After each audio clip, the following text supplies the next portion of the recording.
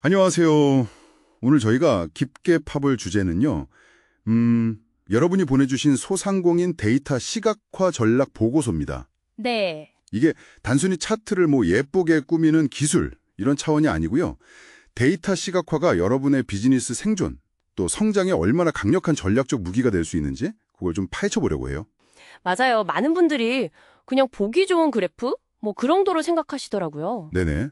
근데 사실 핵심은 그게 아니죠. 데이터를 경영학적인 통찰력으로 바꾸는 가장 효율적인 방법이라는 거예요. 가장 효율적인 방법이요? 네. 특히 이제 소상공인 분들은 시간이나 자원이 늘 부족하시잖아요. 그렇죠. 항상 부족하죠. 네. 그래서 의사결정 속도를 높이는 게 진짜 생존이랑 바로 연결되거든요. 이 시각화라는 게 그 복잡한 데이터 속에서 진짜 중요한 거, 딱 눈에 띄는 거 있잖아요. 네. 특이한 값 같은 거요? 그렇죠. 특이값. 거기에 바로 집중하게 해주니까 단순 분석보다는 전략 수립에 더 힘을 쏟게 도와주는 거죠. 아, 효율성이 높아지는 거군요. 근데 왜 그렇게 효과가 좋은 걸까요? 단순히 보기 좋아서만은 아닐 것 같은데요? 이게 인지과학적인 근거가 있어요. 아, 뇌과학 쪽이요? 네. 우리 뇌는요, 그냥 숫자가 쭉 나열된 것보다는 시각적인 패턴이나 크기, 색깔 차이, 이런 걸 훨씬 빠르고 쉽게 처리하거든요. 훨씬 빠르게. 네, 이게 바로 인지부하 감소 효과라고 하는 건데요. 인지부하 감소요? 네, 잘 만든 차트 하나가 막 복잡한 엑셀 시트 몇 시간 들여다보는 것보다 훨씬 낫다는 거죠. 딱 보면 추세나 문제점이 바로 보이거든요. 그래서 여러분의 그 소중한 정신적 에너지를 데이터 해석하는 데 쓰지 않고 문제 해결이나 다음 전략 구상에 쓸 수 있게 되는 겁니다. 그렇군요. 뇌의 에너지를 아껴서 더 중요한 결정에 쓴다는 말씀이시네요. 바로 그거죠. 그럼 소상공인분들이 매일 보시는 그 POS 데이터나 배달앱 데이터, 또 고객 리뷰 같은 것들, 이런 건 구체적으로 어떻게 시각화해서 활용할 수 있을까요? 아, 아주 좋은 질문이에요. 예를 들어서 POS 데이터 같은 경우는요. 시간대별, 요일별, 매출을 히트맵으로 그려볼 수 있어요. 피트맵이요? 그게 표 같은 건가요? 네, 맞아요. 표에다가 색깔을 입혀서 언제 가장 바쁘고 언제 좀 한가한지 그걸 한눈에 딱 보여주는 그림 같은 거죠. 아, 색깔로 진하기를 다르게 해서요? 그렇죠. 그럼 이걸 보면 언제 인력을 더 넣어야 할지, 언제 좀 줄여도 될지 감이 딱 오겠죠. 네네. 인력 배치에 바로 도움이 되겠네요.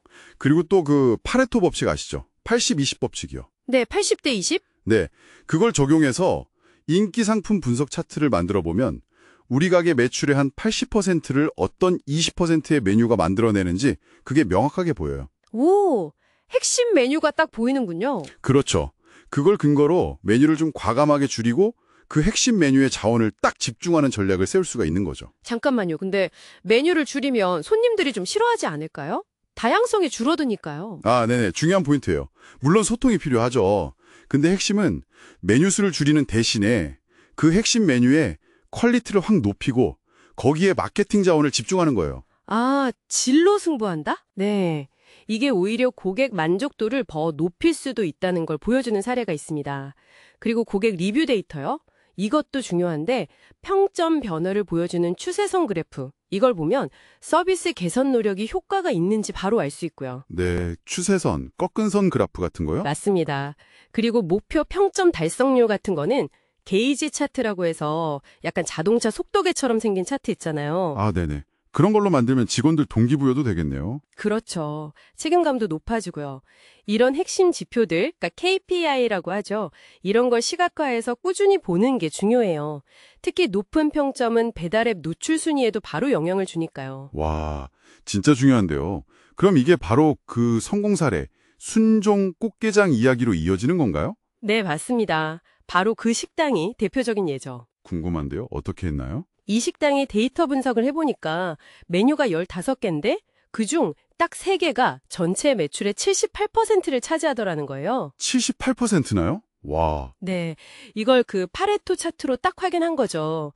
그래서 이걸 보고 선택과 집중을 해야겠다 결심하고 메뉴 수를 확 줄였어요. 과감했네요. 네, 그리고 그 핵심 메뉴에 디지털 마케팅 역량을 집중시킨 거죠. 결과가 어땠냐면요.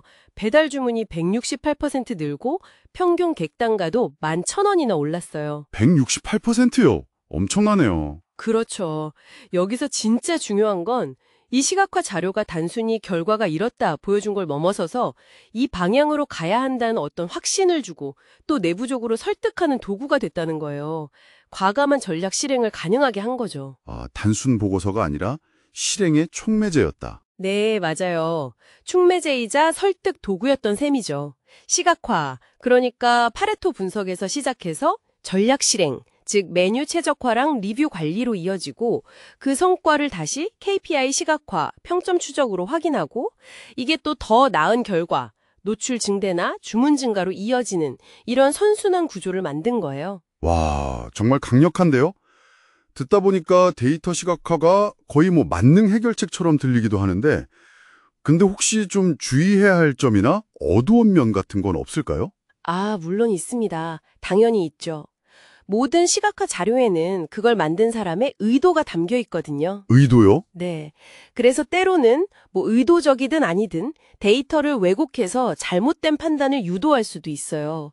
이걸 기만적 시각화라고 부르기도 하는데요. 기만적 시각화. 좀 무섭네요. 그렇죠. 예를 들면 경쟁사 발표 자료 같은 걸 볼 때요. Y축 시작점을 0이 아니라 막 높은 값에서 시작해서 아주 작은 성과를 엄청난 도약처럼 보이게 만드는 거예요. 아, 그래프 눈속임 같은 거군요. 네. 아니면 3D 파이 차트 같은 거에서 앞쪽 조각을 더 크게 보이게 만들거나요. 그래서 특히 외부 자료를 볼 때는 항상 좀 비판적인 시각이 필요해요. 이 차트가 나한테 뭘 말하려고 하는 걸까? 혹시 숨겨진 데이터는 없나? 이렇게 계속 질문을 던져봐야 합니다. 그렇군요. 항상 액면 그대로 믿으면 안 되고 비판적으로 봐야 한다는 점 꼭 기억해야겠네요. 네, 중요합니다. 자, 그럼 오늘 나눈 이야기들을 좀 정리해보면요. 데이터 시각화는 그냥 예쁘게 꾸미는 작업이 아니라 특히 여러분 같은 소상공인 분들께는 제한된 자원 안에서 핵심에 집중하고 또 전략적인 의사결정 속도를 확 높여주는 정말 필수적인 도구다. 이렇게 요약할 수 있겠네요. 아까 8020 법칙 사례처럼요. 정확합니다.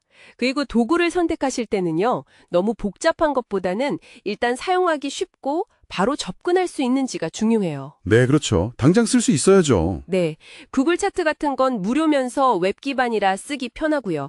조금 더 상호작용이 되는 대시보드를 만들고 싶으시면 루커 스튜디오 같은 무료 툴도 아주 훌륭해요. 아, 루커 스튜디오요? 그것도 무료인가요? 네, 무료입니다. 요즘에는 또 AI 기반 도구들이 알아서 데이터를 분석해주고 통찰력까지 제안해주기도 하니까요. 전문가가 없어도 충분히 데이터 기반 의사결정을 시작하실 수 있어요. 네. 이제 정말 기술의 도움을 많이 받을 수 있는 시대네요. 자, 마지막으로 저희 다 여러분께 생각해볼 질문 하나를 던지면서 마무리할까 합니다. 네. 오늘 저희가 주로 이야기 나눈 건 현재 운영을 어떻게 최적화할까? 여기에 시각화를 활용하는 거였잖아요. 그렇죠. 근데 만약에요. 고객이 여러분의 서비스를 처음 인지하는 그 순간부터 구매하고 또 재방문하고 이 전체 고객 여정을 한번 시각화해 본다면 어떨까요? 아, 고객 여정 전체요? 흥미로운데요? 네. 거기서 혹시 우리가 지금까지 놓치고 있었던 어떤 새로운 사업 기회라든지 아니면 서비스 개선점 같은 걸 발견할 수도 있지 않을까요? 한번 깊이 고민해 보시면 분명 흥미로운 발견을 하실 수 있을 겁니다.